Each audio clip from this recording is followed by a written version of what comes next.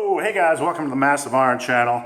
I am Steve Shaw, also known as the Big Hairy Ugly Dude. Q&A, more Q&A questions today. It's Sunday. Ooh, I gotta get stuff I'm all sweaty. I gotta get stuff adjusted. It's more Q&A questions today. Guys, before I get into your Q&A questions, if you have a question for me, the Big Hairy Ugly Dude, you can find my Q&A link below. This is bothering me, my OCD. I gotta have that collar perfect. If you have a question, you can hit my link up below. I answer every question posted in that Q&A link. And the best questions I turn into Q&A videos on Saturdays, sometimes on Sundays. I'm getting a lot of questions, and I really appreciate the opportunity to be able to help you guys. So, without further ado, the Big Hairy Ugly Dude has 6 questions for today. So the first question today is from LifeLongLearner. It says, Steve, I was wondering, as somebody who wanted to focus primarily on bodybuilding but still have decent strength as a drug-free lifter, how should my training look like? I'm not really a big fan of full body, to be honest. That's okay. I did those for years and I really want to do something else. My main goal is hypertrophy, so any recommendations, did I just invent a word? Recommendations would be appreciated. Look, here's what I suggest, Lifelong. Go do a bro split.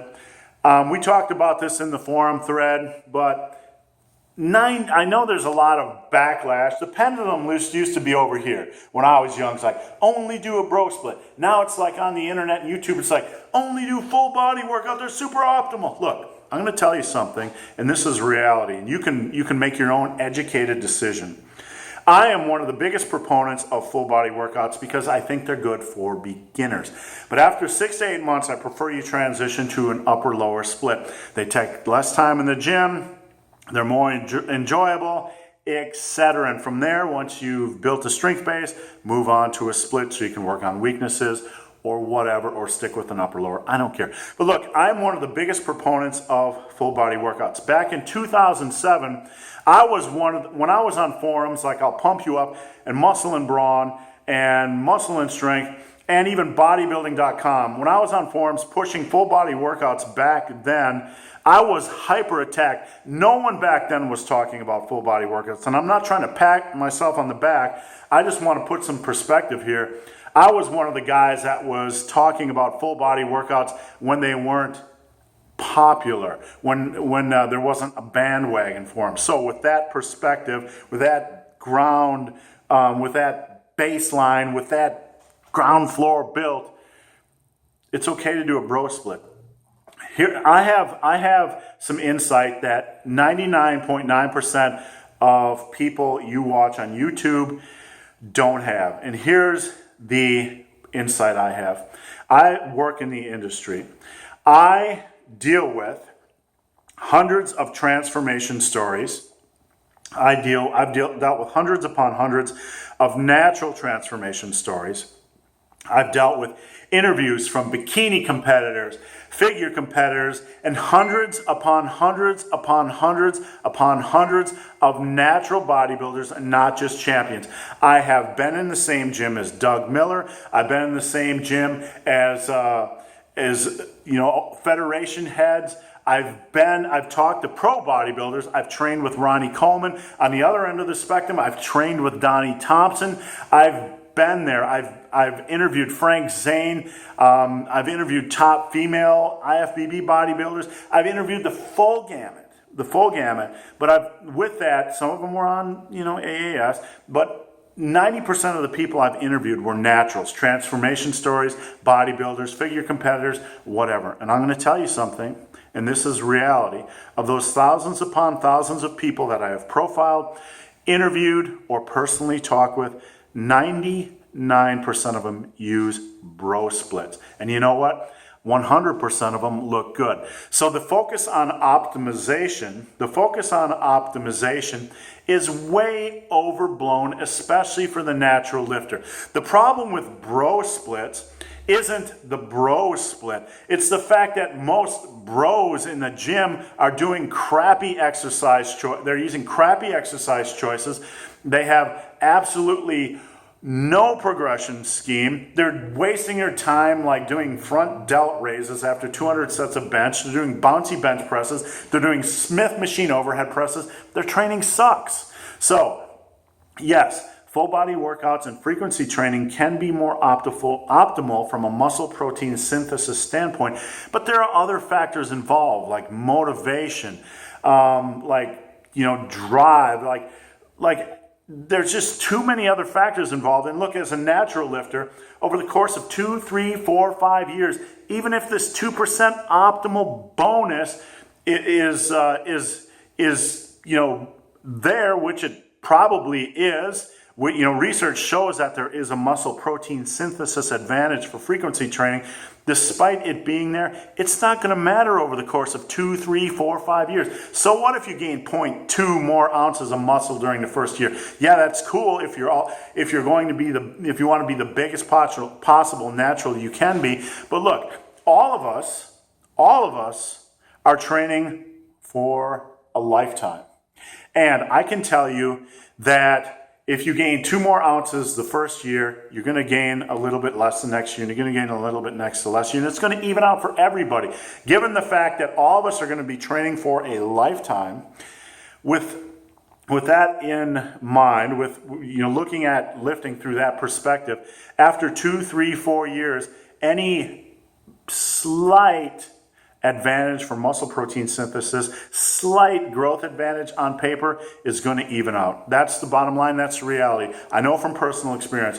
You can call me an idiot. You can call me a fool. I still believe full body workouts are more optimal for the beginner, but if you want to do a bro split, you're going to make great gains. So don't fear it. Don't believe all the hype. The sky's falling. Never do a bro split. Don't fall into the humor and the attacks on bro splits, because 99% of the lifters I know that look good in the world that I've ever interviewed, that I've ever profiled, use bro splits. That's all I can say. Go have fun. Go attack in the gym. You're going to make great gains. So I hope that helped. All right. Next question is from Squats and Milk. He says, how does a bearded beast cook his steak?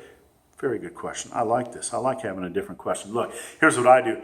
I get that skillet or grill really, really hot, really, really hot. And I sear it for 4 minutes, 3-4 minutes on a side. And then I put it in the oven at about 350 degrees for 8 minutes. I pull it out. I let it rest for about 3, 4, 5 minutes. And I top it with blue cheese. That's how I eat my steak. All right, next question is from Steve Rogers, Captain America, Steve Rogers. Steve Rogers says, hey, Steve, my muscle and strength gains have plateaued for quite a long time now. That sends off red flags in my head, Steve Rogers. I'm 17 years old, and I've been working out for 2 years now. I'm looking to kickstart my gains again. Now, here is what I've run into.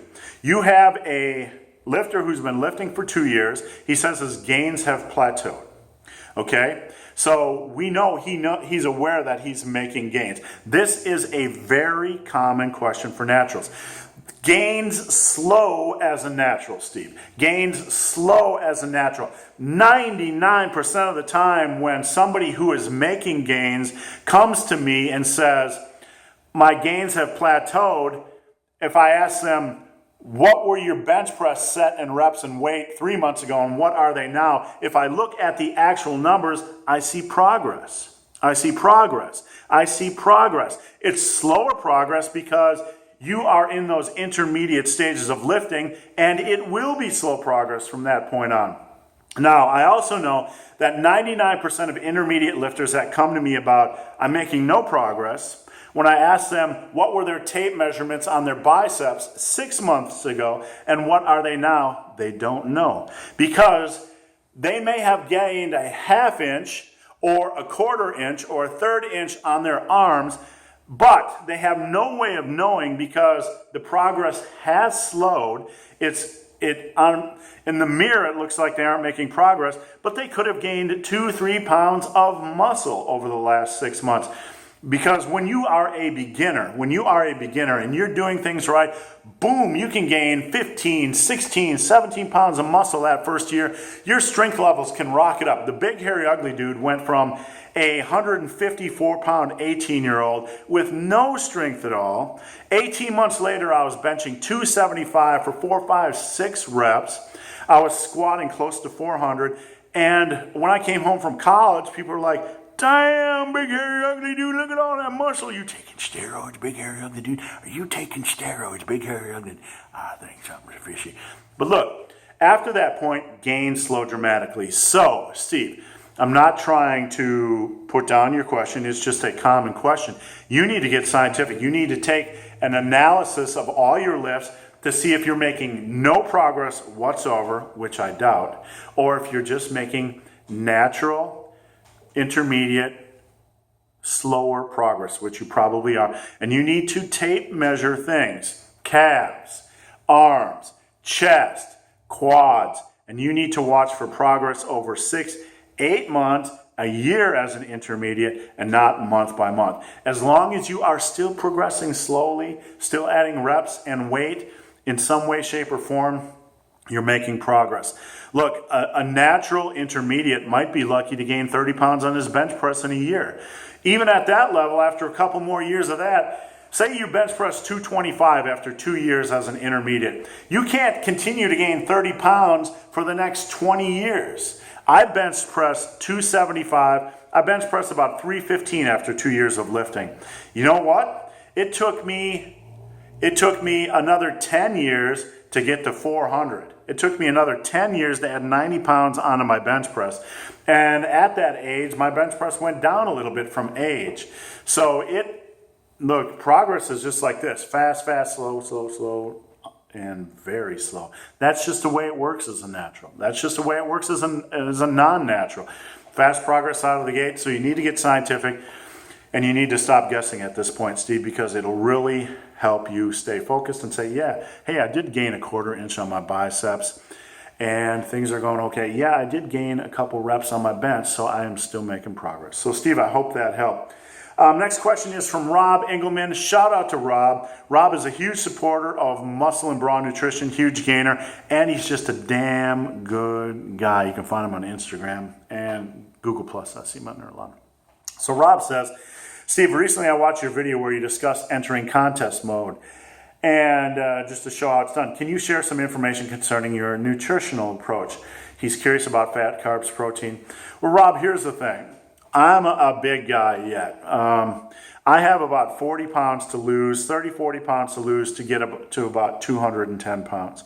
So I really don't need to micromanage macronutrients right now. I eat about 2,000 calories a day, which doesn't seem like a lot for a big guy, but I'm sedentary. I sit all day for work, and I'm older. So if I eat 2,500 calories a day, I tend to gain weight. So I try to have my calories around 2,000 a day. My protein is around 180 to 220 grams, depending. I don't worry. I just try to hit a minimum. And because I am diabetic, I eat low carb-ish during the week. I eat only fruits and vegetables, and a lot of vegetables, and a lot of meat. I make sure I get a lot of fats, avocados, butter on my veggies, etc., etc. I use a lot of sesame seed oil because I love the way it tastes, kid. But on the weekends, I eat a little bit more carbs, but still keep the calories about the same. I do like to squeeze in the big 100 Cookie Crunch protein bars every other day. They have about 400 calories. That's my splurge. I like it. It makes me feel sexy.